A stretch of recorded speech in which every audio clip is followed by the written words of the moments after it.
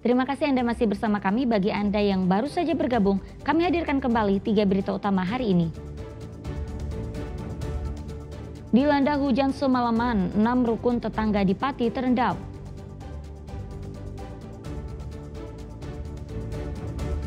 Dua wanita ditangkap polisi saat hendak menyelundupkan paket sabu-sabu di pakaian dalam ke Lapas Sragen.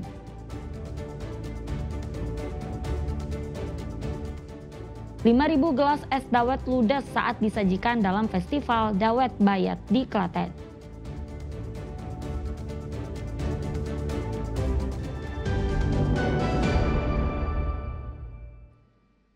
Ya, ratusan peneliti puluhan negara di dunia mengikuti pembukaan International Union of Prehistoric and Protohistory Science yang digelar di kota Salatiga. Pertemuan penelitian dari berbagai bidang arkeologi, antropologi, geologi, biologi, sejarah, ilmu lingkungan hingga teknologi modern. Ilmuwan di bidang arkeologi, antropologi, biologi, sejarah, dan ilmuwan lingkungan dari 39 negara berkumpul di kota Salatiga. Dalam 1 pekan ke depan, para peneliti ini akan membahas soal jejak peradaban masa lalu, warisan budaya, dan pembangunan masa depan. Konferensi ini bertujuan untuk mendiskusikan berbagai topik, diantaranya yang berkaitan dengan prasejarah dan kaitannya dengan tantangan modern, serta menjembatani kesenjangan antara sains, warisan budaya, dan pembangunan. Acara ini juga diikuti oleh ratusan peneliti yang memiliki perhatian terhadap sejarah manusia dan peradaban masa lalu. Salatiga menjadi konferensi penelitian bukan tanpa alasan, karena Salatiga merupakan kota tertua kedua di Indonesia setelah kota Palembang. Tentu kami sangat mendukung kegiatan ini, apalagi Indonesia merupakan satu tempat yang banyak ditemukannya berbagai artefak yang terkait prehistorik ya, atau early civilization, awal peradaban manusia, mulai dari kita punya site yang sudah diakui oleh UNESCO yaitu Sangiran dan juga di berbagai tempat yang lain. Kita harapkan diskusi ini juga membuat output hasil-hasil yang menarik gitu ya. Pemilihan Indonesia sebagai tuan rumah sangat relevan, mengingat negara ini memiliki peran penting dalam penelitian prasejarah global, terutama sejak penelitian Pithecanthropus erectus di Trinil.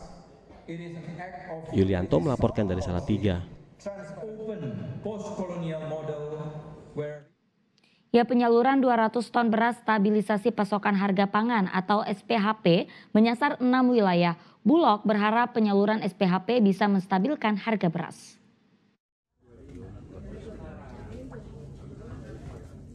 Sebanyak 200 ton beras stabilisasi pasokan dan harga pangan SPHP disalurkan ke pasar-pasar yang berada di Tegal, Brebes, Pemalang, Pekalongan hingga Batang. Penyaluran beras digelar bersamaan dengan sosialisasi harga eceran tertinggi yang berlangsung pada hari Jumat pekan lalu. Saat ditemui di Pasar Pagi Kota Tegal, pimpinan cabang Bulog Tegal menyebut penyaluran SPHP untuk menstabilkan harga beras di pasaran.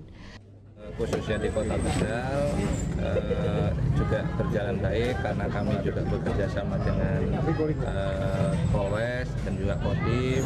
Kami juga memasarkan ke pasar-pasar pengecer, kita tawarkan dan alhamdulillah responnya juga cukup baik. Harapannya dengan penyaluran SPHP ini bisa menjadi salah satu upaya untuk stabilisasi harga beras, khususnya beras medium. Kalau harganya yang dipatok berapa ya Pak?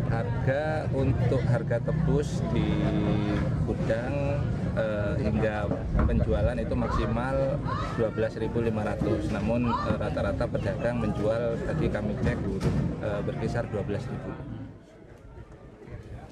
Beras SPHP dijual dengan harga tebus di gudang Bulog sebesar Rp12.500 per kilogram. Namun pantauan di pasar tradisional banyak pedagang yang menjual lebih murah, yakni Rp12.000 per kilogram. Kuncoro Wijayanto melaporkan dari Kota Tegal. Ya, 2 minggu beroperasi, Koperasi Desa Merah Putih di Desa Metuk, Boyolali didatangi Menteri Koperasi. Baru 2 pekan beroperasi, Koperasi kantongi modal hampir 5 miliar rupiah. Sudah 2 pekan lamanya Koperasi Desa Merah Putih KDMP di Desa Metuk, Kecamatan Mojosongo, Kabupaten Boyolali ini beroperasi. yang dijual mulai dari beras, minyak, gula, hingga aneka hasil bumi seperti sayur segar.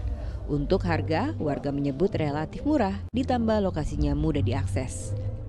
Lumayan lah, kalau yang rumahnya kan Metok kan banyak toh Mas, kadang yang di ujung sana kan harus sampai kotanya, lumayan. Kalau hujan kan, kalau nggak ada mobil kan juga susah, kalau sini kan lumayan deket. Untuk barangnya juga lengkap ya, alhamdulillah. Ada sayur juga, kan jarang minimarket desa jual sayur. Koperasi ini mengumpulkan 4,9 miliar rupiah dari simpanan khusus dan penyertaan modal anggota tanpa pinjaman bank ataupun dana desa. Sejak beroperasi pada 14 Oktober lalu, total anggotanya sudah mencapai 703 anggota. kita sudah di angka 4,9 miliar. Nah, jadi kita untuk modal sembako, untuk modal ini ya, dan juga di sembako juga penjualan per hari ini juga sudah mencapai 125 juta dengan profit 21 juta. Tengkulak lewat broker dan sebagainya, akhirnya harganya bisa ditekan lebih murah sekali. Bisa dikatakan Koperasi Metuk jadi salah satu percontohan skala nasional yang sesuai dengan program koperasi yang diusung oleh pemerintahan Prabowo Gibran. Apalagi ada fasilitas lain seperti apotek hingga klinik desa. Kegiatan yang lainnya akan kembali ke manfaatnya ke masyarakat. Beda kalau retail modern, uangnya keluar dari desa, Pak.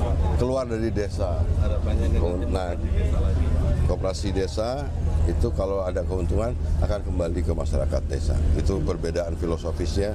Nah, itu yang sekarang diinginkan. Inilah sebenarnya ekonomi gotong royong, ekonomi Pancasila ini, bukan serakanomics. Saat ini ada 5.000 koperasi yang sedang berjalan dari target 80.000 koperasi nasional.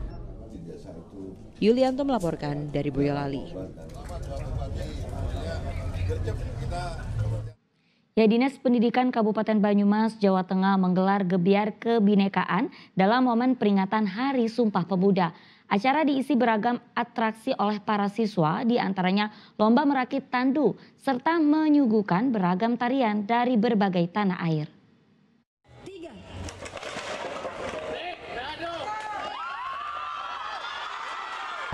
Puluhan siswa dari berbagai sekolah ini unjuk kebolehan dalam merakit tandu di acara gebiar kebinekaan dalam memperingati Hari Sumpah Pemuda di Kabupaten Banyumas. Dengan waktu hanya 10 menit, tangan-tangan terampil siswa ini dengan cepat mengolah tali, kayu dan kain menjadi tandu yang layak guna. Perlu kerjasama antar tim agar tandu bisa dirakit dengan sempurna. Dalam gebiar kebinekaan ini juga digelar lomba tari Nusantara. Tiap sekolah menampilkan beragam tari dengan koreografi dari masing-masing sekolah. Gebiar kebinekaan ini menjadi ajang unjuk kreativitas bagi para siswa dan guru. Ini juga digelar untuk kembali memupuk rasa cinta tanah air bagi siswa dan guru di era digital.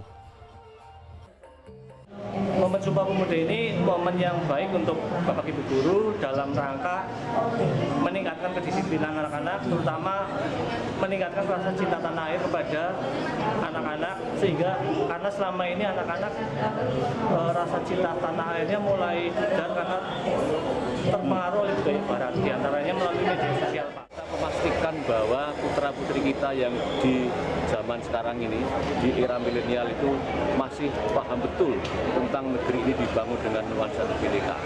Dan kebinekaan itu indah, sehingga mereka harus menjaga itu sebagai bagian dari gaya hidup, sekaligus satu refleksi hidup agar mereka bangga menjadi bangsa yang berbineka. Peringatan Hari Sumpah Pemuda jadi momen para guru dan siswa agar tetap mencintai budaya bangsa di tengah gempuran budaya modern. Mardianto melaporkan dari Banyumas.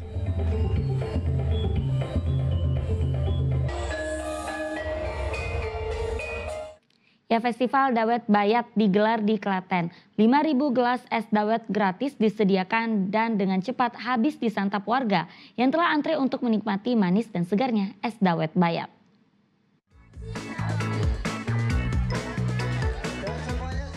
"15.000 es dawet gratis langsung diserbu warga dalam Festival Dawet Bayat. Festival ini digelar di Lapangan Bogem, Kecamatan Bayat, Kabupaten Klaten. Warga telah menanti sejak pagi untuk mencicipi manisnya es dawet Bayat. Pengunjung mengaku senang dapat mengikuti festival ini. Gratis ini enak, mantap. Senang. Setelah dicoba gimana rasanya? Enak sih, kayak dawet bayat. Rasanya gimana? Manis, enak, gurih. Sering datang ke sini? Baru sekali ini. Baru sekali. Festival ini digelar untuk lebih mengenalkan potensi dawet bayat kepada masyarakat umum.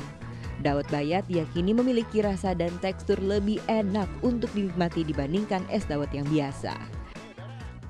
Jadi selain kita membagikan sedikit apa yang kita jual tiap hari, juga memperkenalkan dawet bayat. Ya, apa Pak yang membedakan dawet bayat dibanding dawet yang lain? Yang jelas itu dari sisi bahan baku. Dari sisi bahan bakunya beda kita dengan dawet-dawet yang lain. Apa? Untuk teksturnya bagaimana? Teksturnya agak lain juga, karena kita pakai pati onggok atau pohon sagu, jadi teksturnya lebih kenyal. Hingga kini terdapat 13 paguyuban dawet bayat dengan jumlah pedagang dawet mencapai 100 orang tersebar di berbagai wilayah. Krista Agung melaporkan dari Klaten.